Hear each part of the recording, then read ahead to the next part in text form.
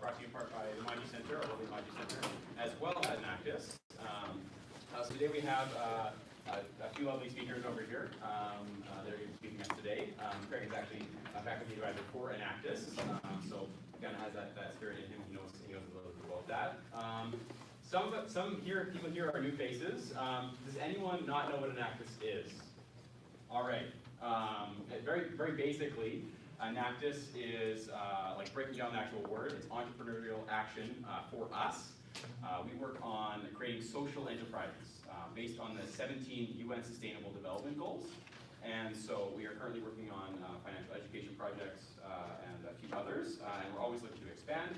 And so that's a very quick overview, but that's what Nactus does.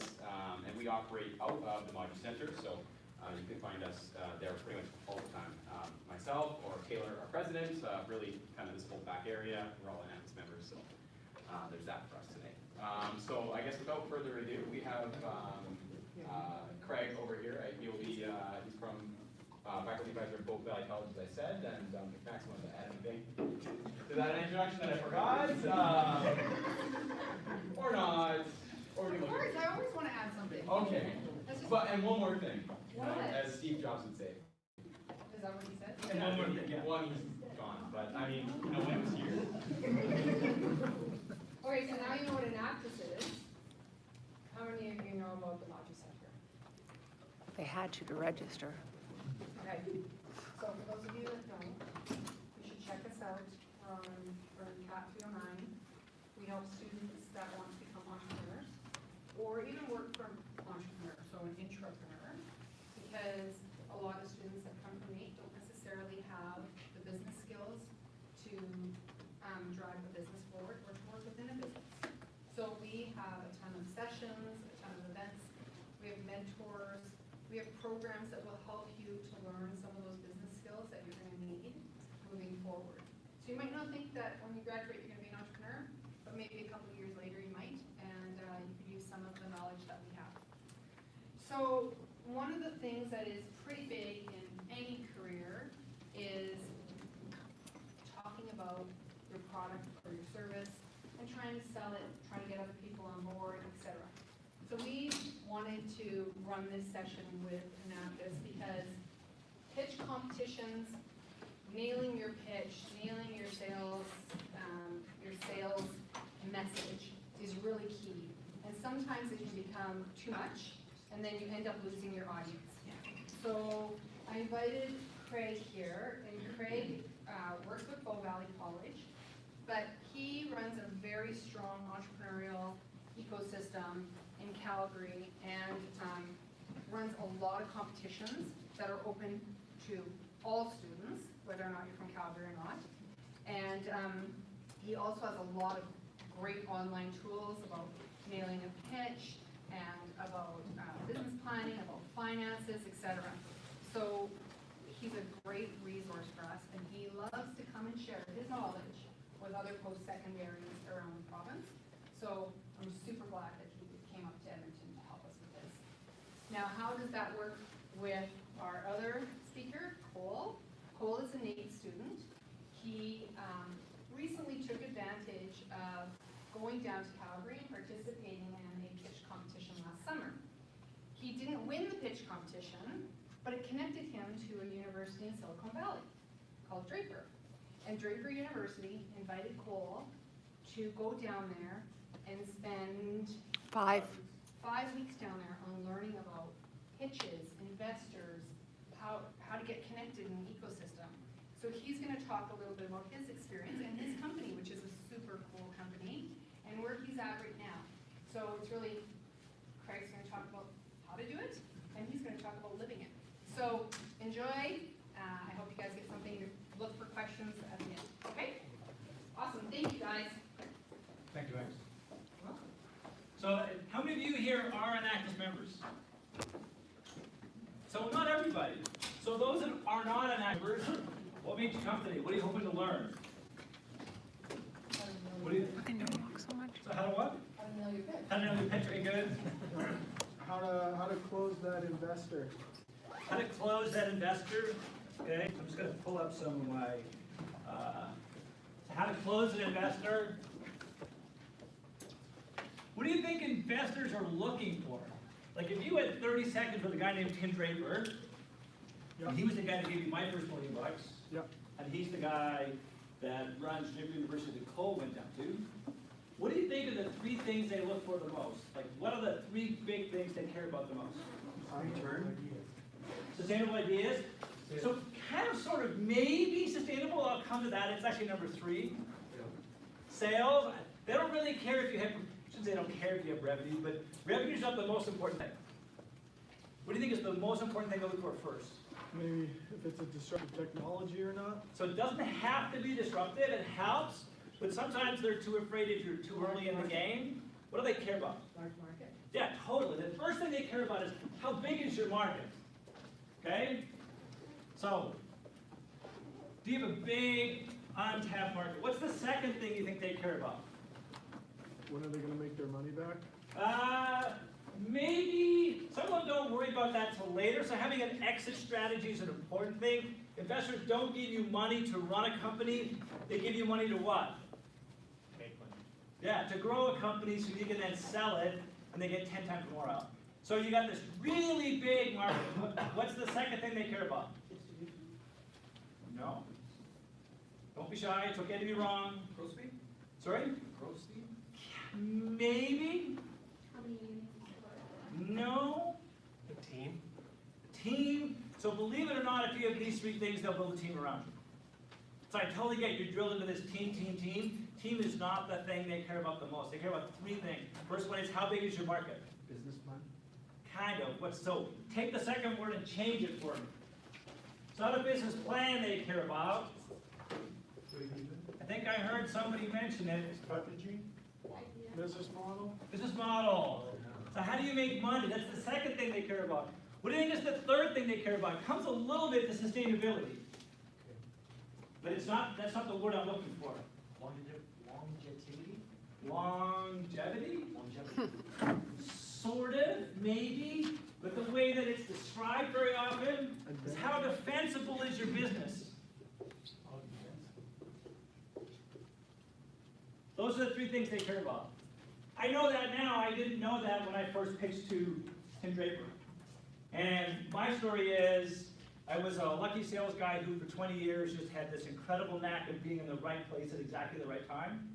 And unfortunately, it turned out the last company I worked for was a company called WorldCom. Anybody ever heard of a company called WorldCom? Heard of somebody did $11 billion in accounting fraud? That was my employer. And I went from being the #1 sales guy in the country to being a nobody in basically 21 days. So 6 months after joining, became the #1 sales guy. So 0 to 0 in 21 days. And then nobody would buy from me. And this had never happened in my life. So I spent a summer reflecting on my luck as a sales guy. I figured a few things out. And I'd always wanted to be an entrepreneur, but the lady I was engaged to was a little risk averse. But what happened when WorldCom admitted to conducting all their accounting fraud, she came home and said to me, if there's no security in your job, I'm not having kids. And 2 weeks later, she moved out. So 6 weeks before my 40th birthday, I'm single. And I had this idea for a business. So I decided to become an entrepreneur. I got started in February. And by May, I had a prototype. And then in September, I got a phone call from a friend who I used to work with. His name was Dory. He says, Craig, there's this contest on the internet for $1 billion business ideas. It's open to anybody on the planet. And to get into the competition, you have to enter 1,500 characters. Not words, but 1,500 characters about your idea. The theory is that if you write really well, you'll make it in the top 10. And if you're in the top 10, you get 5 minutes to pitch this very famous venture capitalist named Tim Draper, but over a webcam. And I read all these submissions from all over the world. But like any first-time snotty-nosed entrepreneur, what did I think about my idea? It's brilliant! I'm going to be in the top 10! And I went around talking, told everybody, I'm going to be in the top 10. What do you think everybody said when I told them that? Yeah, you're crazy, good luck, never going to happen. Well, they were right. But a funny thing happened on my way to Silicon Valley. It turns out that Tim Draper decided to have 11 companies pitch their idea, and I was the 11th. You ever have those days where you feel like the world is trying to tell you something? So I was like, okay, I get 5 minutes. And I built this pitch. And it seemed like no matter what I did, my pitch was always 5 minutes and 8 seconds. Like I take stuff out and put stuff in. So if I want to get this 5 minute and 8 second pitch into 5 minutes, what's the only thing I have to do to make it work? Don't introduce yourself. Or talk faster, which I can do. And the crazy thing is, I was 30 seconds into this 5 minute pitch, and all of a sudden this guy named Tim Draper is asking me questions. And all I could think to myself was, can you please just shut up? I only have 5 minutes. But what had happened in the first 30 seconds? He was hooked. He wanted in. So at the end of the whole thing, I won the whole $1 million. I spent a year living on an island halfway between San Francisco and Oakland. Anybody driven from San Francisco to Oakland? So you know that bridge that goes into a tunnel? That's called Yerba Buena Island. That's where all the officers used to live when Treasure Island was a naval base. That's where I lived. And I spent a year living the life of Riley down in Silicon Valley, became a dad, gave it all up, came back home, put in place a CEO. But when the paper was all done, I went back to Tim. Oh, did I miss a slide? I went back to Tim and I asked him, what did he see in the 5 minutes that made him say he's going to give me $1 million? And he told me 2 things. He said, first of all, it didn't take me 5 minutes. It took me 30 seconds. The second thing he told me is that he didn't decide to give me $1 million because he decided that I'm probably going to need more money. So in 30 seconds, he decided he was going to give me 5. 30 seconds. He got my idea right away. And sometimes that's the hardest part about giving a presentation. So, a little bit else about myself. I am a huge believer of LinkedIn. How many of you are not on LinkedIn and not ashamed to admit it? Anybody not on LinkedIn? Hands up, come on, don't be shy. Okay, for the rest of you, how long have you been on LinkedIn? Anybody been on LinkedIn for more than 5 years? More than 10? Anybody know their LinkedIn user number? 2,441, Really? What day did you join in? about 2 years ago.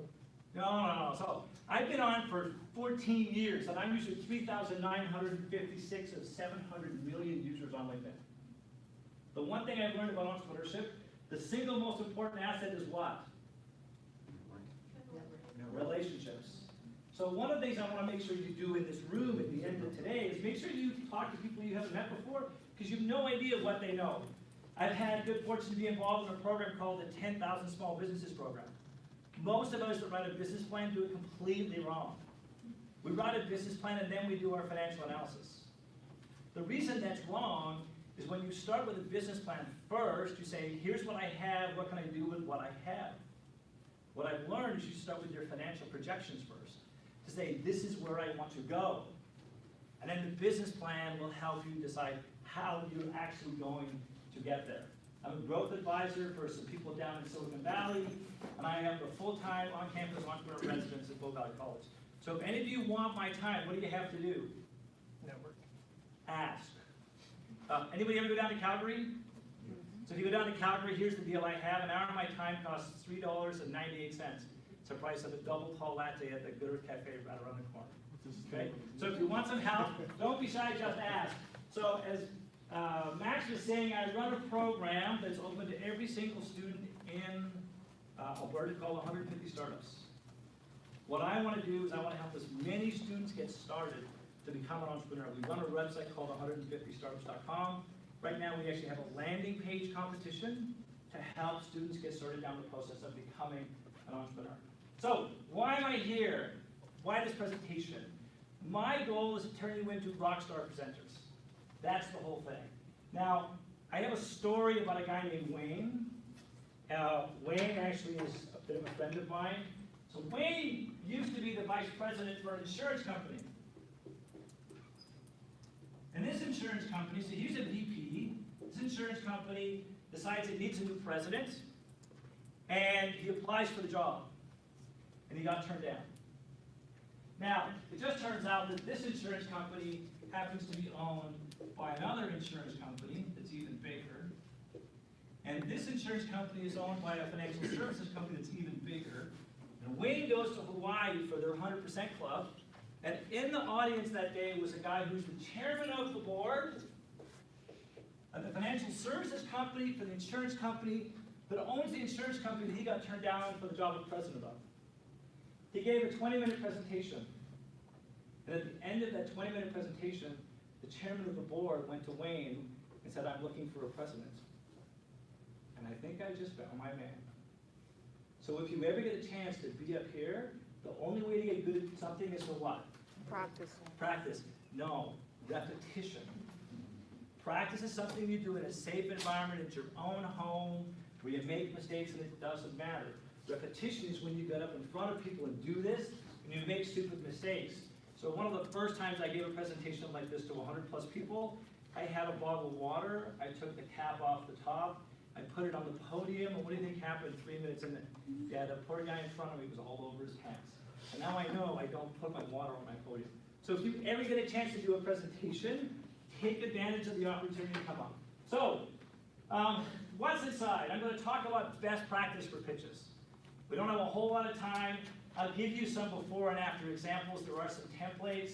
So what I will do when I'm finished with this presentation, I'll convert it to a PDF. I'll hand it over to Jonah or, okay, whoever, and I'll make sure you get the entire presentation. Okay? Here's the first thing I think every presentation should start with. It should start with your backstory. It should start with, hi, my name is, and this is the idea that I have. Or my name is, and these are the things that we're doing for Enactus. People are always curious, how did you get to where you are? So my belief is every presentation should start with a backstory. Now I do, how many of you have heard of Arlene Dickinson? Dragon's Den? Okay, so I do all the pitch coaching for people in her, Accelerator, and they are brilliant at telling their backstory.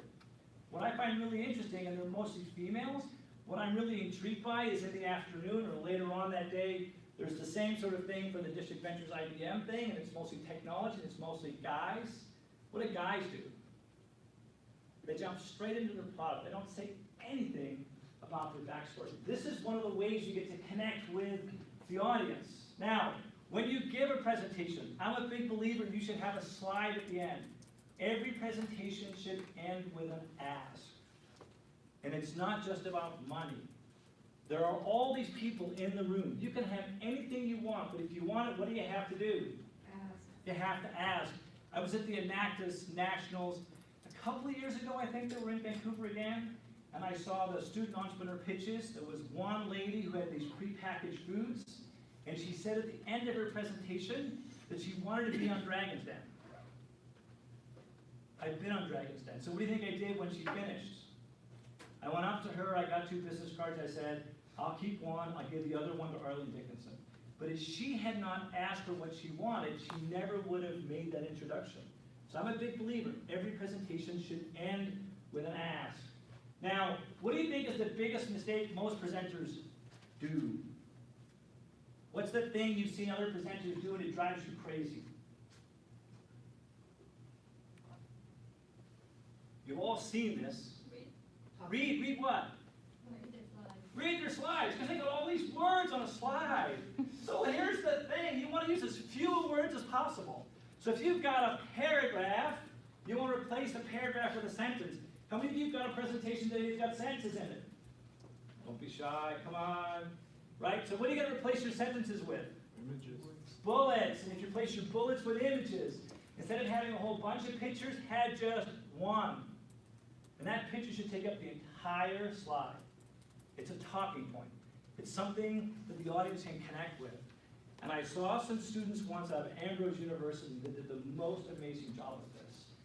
And when I saw the slide, I almost cried. I had such an impact. So what these students were doing was trying to find a way to prevent suicide.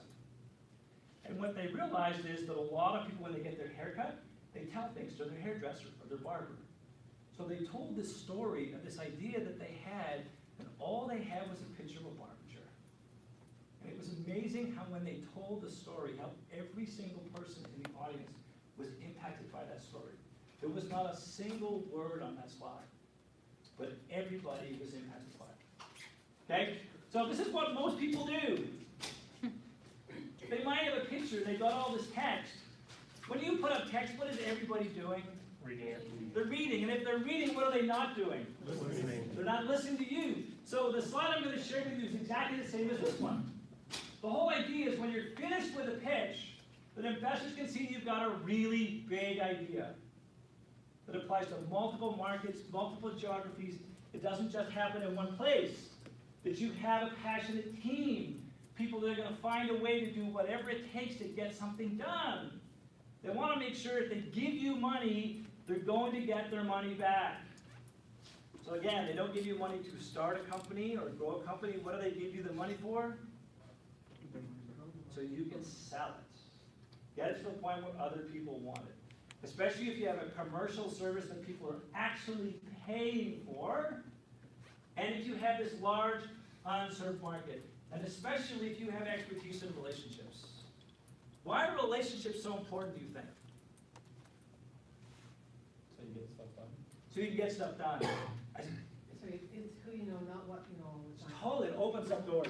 So when I went down to Silicon Valley, I had a chance to present to this group called the Keiretsu Forum. It's like 140 angel investors, most of which are worth over $100 million. Massive room, like a horseshoe shaped, 140 of these investors. And before I went to pitch, I went and saw how this whole thing was done. And I saw two crazy engineers from Stanford. And these two engineers had this idea. And the idea was to take a fuel cell and put it inside a Gore-Tex jacket. How many of you know what a fuel cell is? Okay, what does a fuel cell do? It converts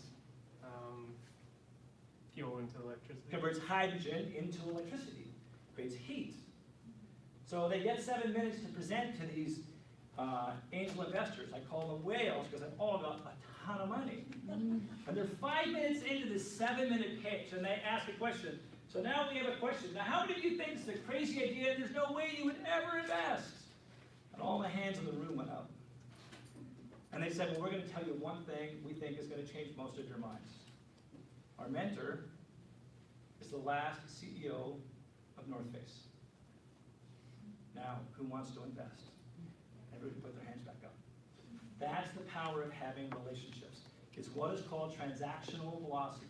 The ability to pick up the phone, call somebody you know, and just get something done. And this, for me, is why it's really important when you do any sort of a pitch. At the end, you should always have an ask. Okay? Now, when you use a visual, which is your talking point, that is the what you are going to talk about. The thing that's really important is you can't just talk about the what. What you need to also do is talk about the why and the how. So the visual is the piece that is the what. Your job then is to explain why you chose that or why you think that, how you're going to make it happen, or maybe how you did make it happen. And what I've learned about this thing called cognitive bias, people get your idea or they don't. And it takes generally less than 10 seconds. If it's on, they see themselves or somebody they know is using your product or service. If it's off, they don't. So one of my favorite strategies that I teach people is in a general or traditional pitch perspective, I think you should always start by asking a question. So let me ask you a question. How many people in the room would like to have better grades? So if I had a way to get better grades, guess what you're now all doing? Paying attention. When you can help people understand why they want to pay attention, they will pay attention. The hard part is most people don't do that. Sometimes in some of the pitch competitions that I run or help with, it's been a little overused. So sometimes maybe you can make a statement. So I know this lady down in Calgary, her name is Asia. She makes this special honey. And instead of asking a question, she made a statement. She says, I bet everybody in this room has at least one jar of honey at home in a cupboard or a drawer. And here's the problem. It's either pasteurized and there's nothing good in it, or it's from China and you've no idea what's in it. Now, let me tell you what I have. But you see how she was able to engage everybody in the room by simply making that statement. The next thing is, I think it's really important when you get a chance to do a presentation, don't try and memorize the entire presentation. So an actress has 17 minutes. Can you memorize 17 minutes? Now I know the girls at Memorial are pretty good at this because they've done it 100 times. But I'm a big believer that you don't need to memorize the entire, especially the first time around, don't memorize the entire 17 minutes. if it's not as structured as an actus, I think if you memorize your first 30 seconds, it's really important. Why do you think the first 30 seconds is so important? You can't redo a first impression. We can't redo a first impression, and most people are nervous when they get started. This is when you're most likely to make a mistake, and once the first 30 seconds is over, you're off to the races. I used to live in North Vancouver, and I used to ski a lot at Whistler and Blackcomb. And I forget the name of the run, but there's this run that's got this crazy-ass pitch to it. And where do you think most people fall when it comes to a slope like that? When they start. And they start, it's always on the first 10 feet. And you see them in the first 10 feet and they stumble and they roll all the way downhill. But you just gotta get the first 30 seconds over with. And then I think it's really important to have your last 30 seconds memorized. So no matter what goes wrong, and stuff does go wrong, at least you can finish with a bang. I remember one presentation I had to give was to an audience of 250 people. They told me I had 2.5 hours. The bulb blew in their projector 10 minutes in. And somebody came to me and said, how long is this presentation? I told them, and they're like, well, everybody here thinks it's 45 minutes. So I had to very quickly take a ton of slides while they're doing this light bulb, fixing a light bulb. And I think the rest of my presentation was pretty much a disaster because I took out some of the most important content that I built on, but I had my last 2 minutes memorized. And I said to myself after that presentation, I am never going to give one of these ever again. I got all 4s and all 5s from everybody in the room, and it's out of 5. Right? So having a really good 30 seconds, you can get away with a lot of stuff. So what's the bullseye? Lots of visuals. Okay? Make sure it's relevant to the audience. Tell them right away why it's important, why it's relevant. Someone said channel. Right? Owning the channel is important if you own a company you're trying to get to a customer. But what's the channel today? What's the single most important channel to own? Social media? No. We'll get to social media in a second. Okay, it's nowhere near what people think it is. Right? What's the single most important channel to own? When people hear something, where's the first place they go? Google. Google. You need to own that channel. What's the second most used search engine on the planet? Bing. No, let him close. Facebook. Not Facebook. Yahoo. Starts with Y, but it's not Yahoo. YouTube. YouTube is the second most used search engine on the planet. You want to make sure that you eliminate any of the risks. If you don't talk about the risks, people assume you don't know what your business is all about. There's only 3 primary risks you need to worry about. So the first one is the fact that nobody wants what you have. It's called, is it desirable? The second one is it feasible? Can you actually make it? And the third one is it viable? Can you make money at it? You want to make sure people think success is inevitable. The one thing I've learned about investors, they've all got stories about the one that got away. So what I've learned is this secret word called FOMO. Anybody know what FOMO is? Fear of missing out. Fear of missing out. So if they think that you've got a train and it's left the station, they all want to be on that train. And if you can become a standard in an industry, if you can become the category owner. I'm going to give you an example. There's a company, a family-run business in Medicine Hat. They make beef jerky. Now, my son and I are in Scouts. I'm a Scout leader. We were going to do this backcountry camp, and we're doing all these practice snowshoe things to make sure we were in good enough shape and our gear all worked. We went out one day to a place called Christie Lake. Beautiful, -5, awesome weather. 2 weeks later, went back out. Later, went back out, it was -17. Now, my son likes to have beef jerky on these snowshoes. And the problem is, when you take beef jerky and you freeze it to -17, can you even eat it? So what happened is he found a package of what was called soft beef jerky. I'm like, wow, that is really interesting. I wonder if they happen to own the domain name. And guess what happened? I went to softbeefjerky.com, and guess where it redirected? To their website. So then I said, okay, that's good. I wonder if they were smart enough to go to twitter.com and get soft beef jerky. But they didn't. There's a phone number on the back of the package. It's Sunday morning, 10 o'clock, I phoned them up. The mom answered the phone. I told her what I'd done. Well, that was my son who thought to come up with that domain name and to own it. I said, that's good, but you need to also own all the social media handles relative to the exact same thing. And especially if you can make it 15 characters or less. Why is 15 characters important? What people can remember. It's not the real reason, that's a benefit of it. Is it search engine? Sorry? Search engine? Not search engines? Speed of typing it in? No, Is that the length of a hashtag? it's the maximum length of the Twitter handle. Okay? And there's no red flags raised during your pitch. Here's the crazy thing. It's not about 10 check boxes. It's about red flags. So let's talk about red flags. So these are the red flags related to the founder. If a founder has no mentors, it's a big red flag. Maybe you want to know why? They're self-made.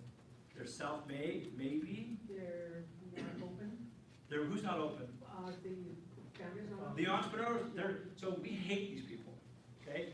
They're called uncoachables. We avoid them like the plague. You might even know a few of them, okay? So this is the challenge. If you don't have a mentor, what does everybody automatically assume? They're hard to work with. You're impossible to work with. That's why you have no mentors, okay? You don't know your key performance indicators. How many of you watch Dragon's Den? What does Kevin talk about? Know your metrics, know your metrics. So what are the 2 or 3 things that are going to drive your business? Key performance indicators. If they're given something by a venture capitalist and take too long to respond, usually that's a warning sign. So when I got into the pitch competition and Tim said, wow, this is really good, I need a business plan. I didn't take long to get him a business plan. And then they said, this is really good, we need a pitch deck and use a fund spreadsheet. So within 2 days, they got it. They phoned the next day and asked for references. They got them that afternoon. So if you ever get a chance to talk to a potential investor or mentor, don't take too long to respond. The challenge often is that entrepreneurs think their idea is so big, they want to go chase big investors. The hard part is, if you chase the big investors before the small investors, nobody wants to give you money because you have no skin in the game. So when you start your business, whose money should go in the business first? Yours. Yours. Whose is second? Friends and family. Your government. Oh, okay. I'm in Edmonton, I forgot that. Okay. But what's after your money? Your mom, your dad, your grandmas, relatives. So the funny thing is, when Tim says, okay, you need to be in California in 2 days, I didn't have enough money, I phoned my dad and bummed $1,000. When I needed more money, I phoned my mom and I borrowed $2,500. Then when I needed to get started, I phoned a friend, Renee, and she gave me $2,500. You need to find a way to get friends, family, and fools in first before you can go to the big fish. Because otherwise, they think it's too easy, you can just leave. So let's talk about pitch-related. Unbelievable financials. Everybody says, I'm going to have $100 million revenue in less than 3 years. What's the likelihood that happens? Yeah, probably less than 0, but I don't think that's mathematically correct. Chasing too big a market. This is a mistake. Now, didn't I just say you need to have a big market? So how come both of those things are right? Because you're not targeting. So I'm not targeting. I have a big market that's available. I'm going to start with a very small niche, understand it really well. I'm going to hide from the big players in the marketplace, and then I'm slowly going to get bigger. My favorite example of this is Apple. When it came out with an iPhone, it didn't chase enterprise markets. Where did it chase? Consumers, right? It chased guys like me that would love to spend $600 on a phone. My wife goes, why are you doing that? Because I love technology. And then they got to the point where all of a sudden people were taking them to work. And then they went after the enterprise market. And what happened to that poor little company that used to be in Waterloo? Gone. Right? Saying we have no competition. Has anybody ever said this before? Don't be shy. Right? Entrepreneurs say this all the time. Here's the argument. You always have competition. You might not have direct competitors, but you always have competition. So if I just made everybody in this room the owner of a jewelry store, what do you compete against? Sorry? Each other. No. You don't compete against each other. So let me ask you a question. Who buys more jewelry, men or women? Men. Men. When do men buy jewelry? For women. Right? They buy for women, but when do men buy jewelry? When they would screw up. Yeah, when to say I love you or I'm sorry, one of those things. But here's the thing. What can men buy instead of jewelry? A lot of things. Flowers, chocolate, perfume, cars, trips, purses, and pets. So if they take anything away from this whole speech, it's the fact that that's when you guys should buy jewelry. Well, All good have question. consensus is when you screw up. So maybe, but this is when people don't really understand what their competition really is. Tell you really quickly, I actually know Craig because I went down to Inventors, Alberta Inmates. Who's heard of Alberta Inmates? Awesome. So they put on their inaugural kind of pitch competition last year in Calgary called Inventors. The Maudie Center was, I think we were a week into our friendship. I basically went around as a startup and did what you're supposed to do, find people who can help you. So I went to all 4 of the places in Edmonton, and the Maudie Center, right out of the gate, basically, I don't think you emailed me asking permission, they just basically forwarded me the email saying, this is who we're sending down to this pitch competition. So I got a chance to go down to Inventures, and what it turned out to be was an amazing opportunity. Craig's right, I went and I bombed, not good. Like, not even funny good. Yeah, somebody's laughing. I don't really do a whole lot of these. This is actually like my first time, so go easy. So really what it came down to for me is I wasn't ready to pitch. I wasn't practiced enough. And I'm going to talk a little bit about kind of like my thoughts on pitching. And really, this isn't for, like, if it's 17 minutes, this advice may kind of go over your head. Or you should probably say, like, maybe this isn't applicable. But for anybody who's thinking about startup and pitching, this is basically what I've lived for like the last year. So my background, I just left the military last July after 15 years, serving in the infantry, which if you guys don't really know, that's basically like the really crappy neighborhood in the army.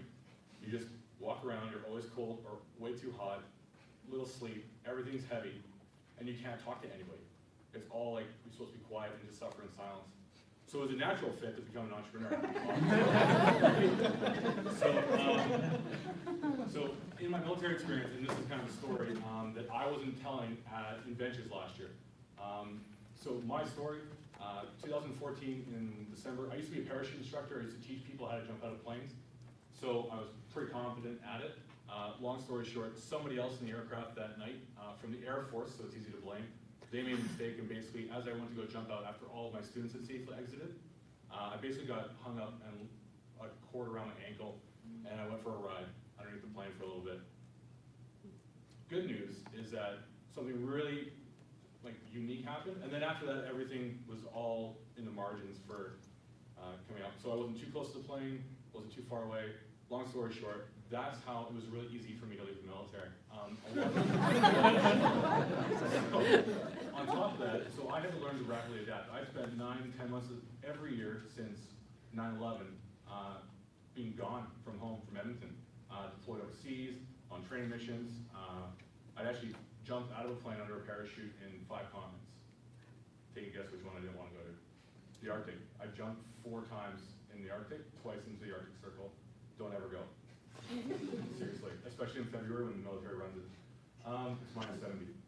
So all these experiences really added up to a really healthy level of resiliency, and that is actually kind of the superpower. I'll talk actually one quick example after this about what makes people different about pitching and stuff like that, and when you're going to have your own personal aha moment. So for me, Draper University. So as Craig said, I went down. The funny part is the judge that was down there from Draper University was a partner there, and she didn't care about story, which is a good fit for me because it probably came across as like a manifesto more than anything else. And then, so she basically offered, we had a conversation, she asked me one question, I responded, she said, have you ever heard of Tim Draper? I said, no. She's like, have you ever heard of Draper University? I said, no. She's like, have you heard of Silicon Valley? And I'm like, yes. I love SpaceX. I know they're out of Hawthorne, California. I'll admit this publicly. I thought Silicon Valley was in a different geographical location. This is how little, I wasn't prepared for this conversation. What I'm saying is, you have to be ready on the follow through. So long story short, I do another pitch competition, actually down in Calgary, Innovation Rodeo, really cool. That one went a little bit better, still didn't win, learned a ton. Went down to Draper, 5 weeks. One of the weeks is actually a survival week where they bring in a bunch of ex-special forces, like SEALs and Rangers, to run the training. And it's really important for investors because normally they get 3 or 4 meetings with you before they're going to deploy a large amount of money. They want to kind of see if they're going to give you a couple $1 million and then quit or fail when things get tough. So it was a week, and I'm like, you know what, like my leg is kind of healing a little bit better. I had a new femoral artery, and I'm like, I'm starting to walk and starting to even run, and I'm like, people here are not in the best shape. They're not going to crush us. They absolutely crushed us. So I lost about 10 pounds easy in 6 days, extremely professionally run. And what I learned was that was the only time I was ever comfortable, because it was what I actually kind of knew. So I looked around and I realized the entire program was this massive exponential learning opportunity. And out of the whole thing, the program culminated with a big pitch day. You had 2 minutes to go out and pitch to a room of about 200 investors and other interesting people that were drawn in by the Draper name, and promise of seeing 80 people from 22 countries pitch their companies. I was voted the most investable, so I walked away with a pretty good opportunity after that to then go and have dinner with Tim Draper, and we had a great conversation. That if you guys have questions about that, probably ask. So where does that go? All right, let's talk about some of my experiences. So as a startup, where do you go first on learning how to pitch? For me, Google, obviously, right? You will never be able to click on all the slides. There's like 16 million and counting, like every day there are new ones. Everybody has a different way to teach you guys about pitching. This is Craig's lane, he's an expert at it. I'm just gonna talk about kind of how I feel from last year. So Google obviously told me, this is pitching. So Elon's up there, it's very well produced, he's so comfortable, engaging. In reality, this is what it really feels like when you're pitching. It's like storming a beach. And the only problem is, at least bullets, you can kind of, they're not personal most of the time. So,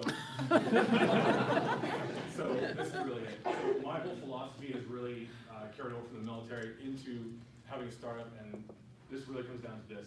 You have to know your enemy. So anybody that's standing between you and your objective, if they're not on your team yet, they're your enemy. You have to treat everybody like this. So you have to know yourself and know your enemy. If you guys can't read, it's an old Sun Tzu quote, and it rings true in this particular form. If you know your enemy and you know yourself, you cannot be defeated.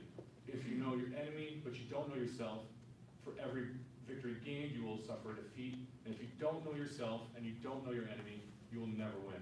This is extremely true for entrepreneurs. So first off, you have to know what game you're playing. So if Anactus has a set rule for pitching, you better know those rules. You gotta play the game.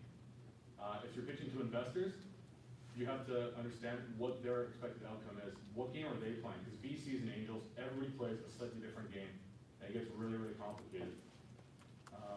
So once you have this kind of figured out, start failing as fast as possible. I'm extremely proud, quietly, that I failed all these pitch competitions last year, because I never would have had to face the hard truth that I didn't really prepare. I prided myself in the military about always preparing and training and getting ready and being in the right position with all the right lead up to it. And I wasn't doing that as a startup. I kind of got lazy. And if I didn't have all these reality checks and I didn't put myself out there, I definitely wouldn't have been in the right position to follow through and go down the valley. So kind of my limited advice. Now, I've only been an entrepreneur for a year. I had zero business knowledge starting this whole thing last year. So take it for a grain of salt. These are the things that have really worked for me. So pregame. Has anybody seen me sitting over at the corner or saw me walk in?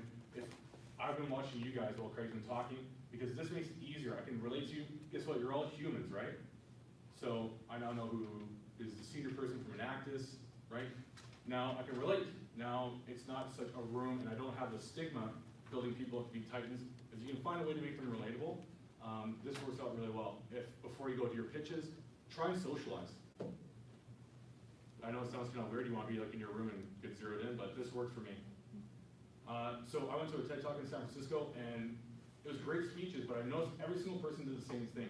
So as far as an actual tactical maneuver, every single person took the exact same line and they walked at speed to get right to their position, and then from there, they started talking. They didn't walk out and give a wave and a cheer and all this stuff. Don't do it.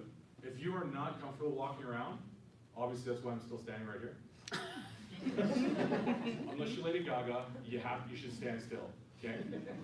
If you start doing weird things with your hands, people are gonna look at your hands and start, and like, their brain's gonna be wondering, like, what are they doing? They're not gonna listen. So this is the pitch stage. The room is actually a lot deeper. They just came up really nice. They took a huge flashing camera in my face. One of the things that you'll see is look at everybody's heads. So Craig talked about this, about engagement. Okay, heads down, people are lost. So this is 15 seconds into the pitch, all right? All the greens are good. The guy in the right corner with the gold, that's Andy Tang from Draper Dragon. It's actually a gold because he actually pulled out and was taking notes while I was talking already. So that's a win. If people's heads are down, you've lost them, right? Now they might have confirmation bias, they're like drones. I heard about this. Or emergency management, I don't know. But you have to pay attention to your audience, right? So heads up are good. And then if you ever get to watch game film for your pitches, pay attention to the heads.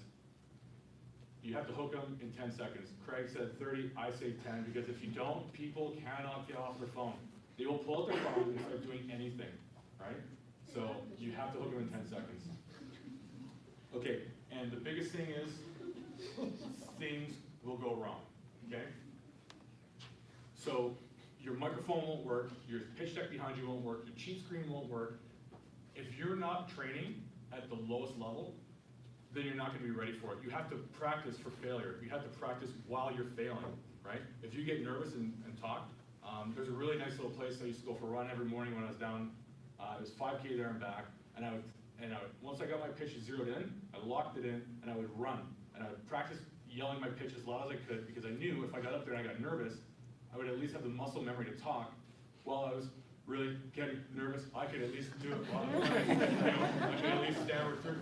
I trained for that. I trained for all the eventualities, right? Or as best I could imagine. The only thing I want to talk about slides is your team. Especially as a startup, if you don't talk about your team, and you don't make this like a hinge point in your pitch deck, I don't think people are going to invest. Largely at this point, if you're a founder or you're a team of founders, they're betting on you. Nobody has the first idea, all right? Maybe reusable rockets, who knows, all right? But you're probably not the first person to pitch it to them. They're gonna be looking at you if you're the team that can execute. If you're the right founder, they can bolt on people, right? Like Craig said, but at the end of the day, if you have to start cutting time, never sacrifice your team slide. That would be my biggest advice about slides. A really great investor and VC and a really awesome Edmontonian actually told me this. You have to be able to take the bullets out of the gun when you're talking to people. So this is more for the question period. If you're not giving people answers up front, you're allowing them to keep these questions, which are potentially fatal bullets, in their gun. And if they want to pull it out and give you a hard time, click. You got to make sure that there's no bullets in the chamber. And don't think of it pitching like it's going to be a guy asking you a pointed question. Think of it like a machine gun, because they're going to throw so many questions at you and they have such a large amount of experience, they can choose the exact right bullet out of thousands, not 6. Okay, so you have to answer as many questions and be ready to take those, which leads me to my next thing. Brevity is credibility. So especially when you're answering questions, if you don't know something, try and pull them off to the side. Be like, I'd love to talk to you more about it, Taylor, on the side after this. Great question. Or you just simply say, no. Like in the pitch competition in Calgary for Adventures, the only real question that I got asked was actually by the person, Ms. Astra from Draper University, and she said, do you have a proof of concept? No. And she's like, okay. Now afterwards, I was the very first one to go pitch, and then after everything else was done, I went up to her and I said, we're leaving to blah, blah, blah to go actually pick up our aircraft and get trained on it in 3 weeks. And she's like, let's go outside and have a conversation. So brevity is credibility. I'm not gonna sit there and explain like, in 3 weeks we've got this complicated. Brevity is credibility, okay? And then don't expect it to go nicely when it comes to questions. No one's gonna be like, that's a great question, thanks for your time. We all watch Shark Tank and Dragon's Den. It can get ugly. And if you're talking about big money, it's gonna get ugly fast if they don't like you, okay? Somebody once told me a lot of people actually just leave, and if the only thing that they carry away is just how they feel after you pitch, that's enough for the next conversation. So hopefully they remember you. So my philosophy for life really is these three things. You have to be humble, you have to be disciplined, and you have to be adaptable. I know it sounds like super cliche, especially nowadays when everybody's out there as a self-help talker, but if you actually live this, you're set. And if you can apply this to how you guys are getting ready for a pitch competition, for a team, you have to be humble, right? You have to be able to look around and ask for honest criticism, discipline, and adaptability. So that's really it. If you guys want to see some really good pitches, there's 80 people that pitched, and if you go to the Draper University website, you'll see the rankings for the top 10, and then you can also go online and find a whole bunch of other people. It's a great source because, to be honest, a lot of people pitched a variety of different styles. Some were not good, and some were good for 2 minutes. And that's kind of how I'll leave it. I do have one thing I want to mention though. So I went down there, and everybody here has probably heard of you have like an insecurity, like you feel like imposter syndrome is what most people call it, right? Okay, I am from the infantry.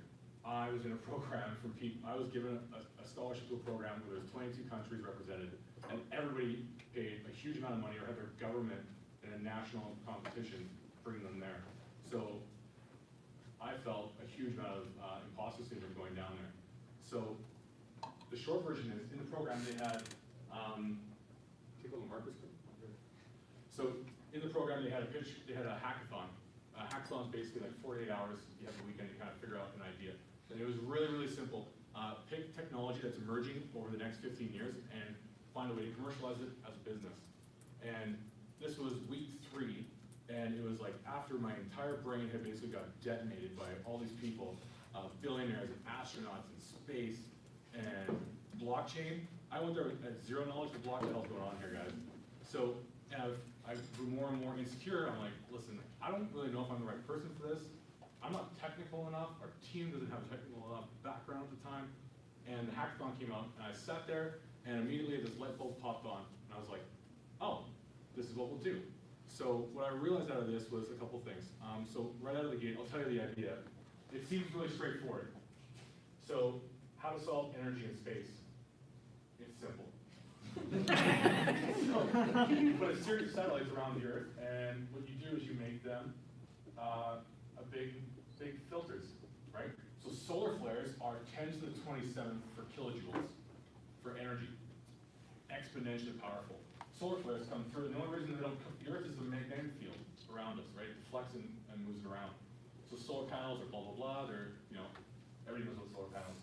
But as these solar flares go by, we can capture these particles, right? Now think emerging technology. We have CERN, where they collide particles at high speed. We'll just work with them, they'll put a filter in, we'll learn how to capture, we've already got it built, okay? And then we'll use mesh technology to wirelessly transfer it all, right, between all the different satellites. Okay, well, we do that through DARPA right now, and the Chinese Directed Energy Weapons Program that nobody's really supposed to talk about, but they have it. So that's already here. That's not even 15 years. Like, I'm lowballing this. And then we'll basically wait, in 15 years there will be Tesla batteries in space. There'll be the Tesla space pack, and, or the next version of Tesla by that point. And what we'll do is we'll wirelessly take this energy and we'll, transfer it to spaceships as they enter orbit. Okay, that was bad. Oh, it's a really good That was spaceship. bad. So this was my pitch, just that. And then what we'll do is we'll solve energy in space by wirelessly transferring energy to spaceships, topping their tanks off for them to get to Mars.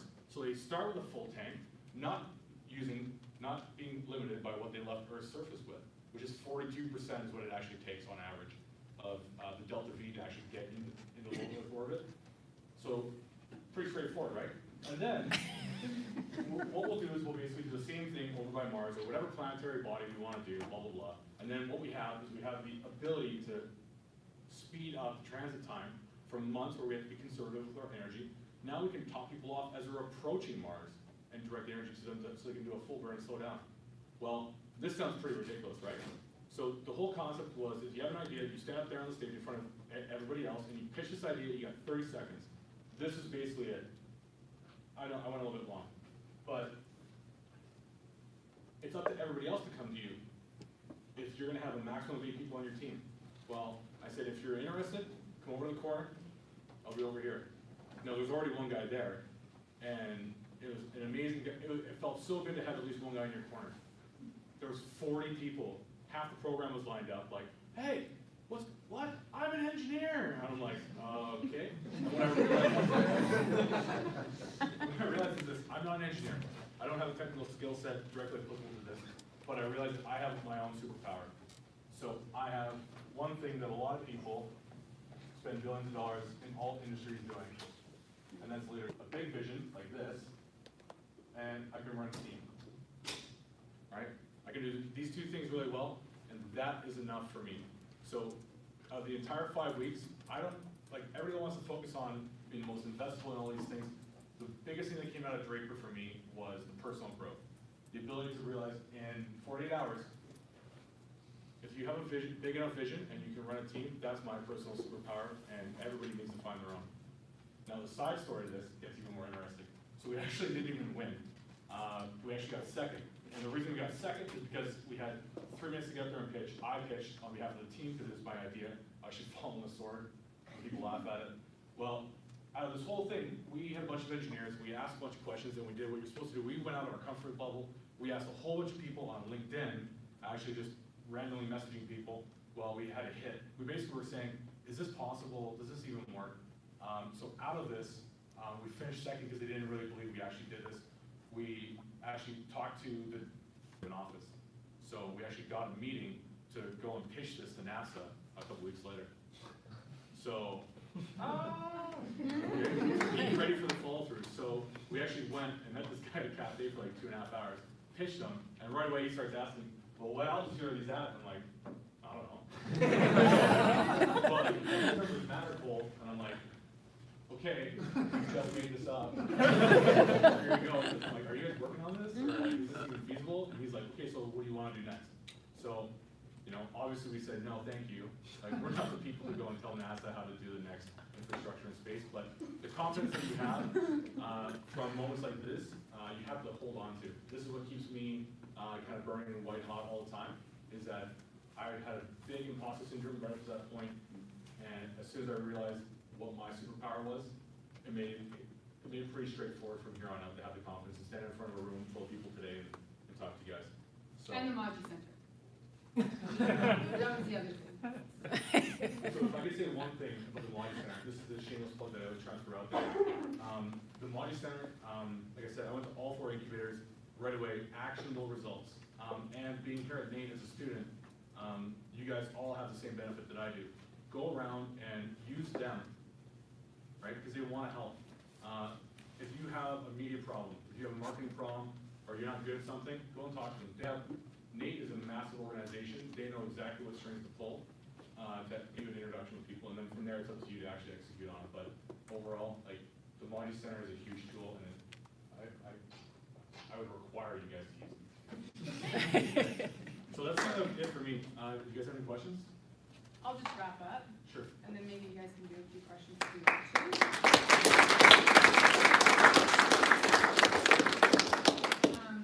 I took away a couple things from you guys' pitches.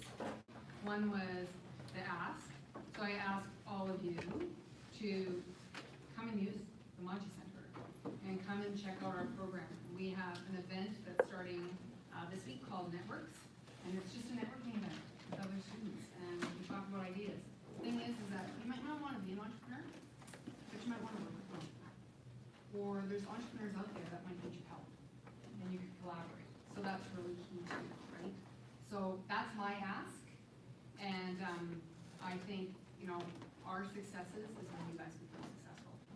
So I want to thank Craig and Cole, which, huge resources, and that's what you get with collaborating with us, is resources like them that will help support you, or we can connect you with, etc.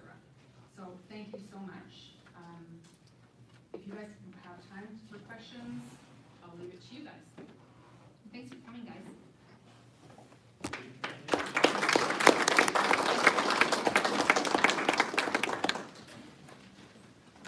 Taylor. Before Craig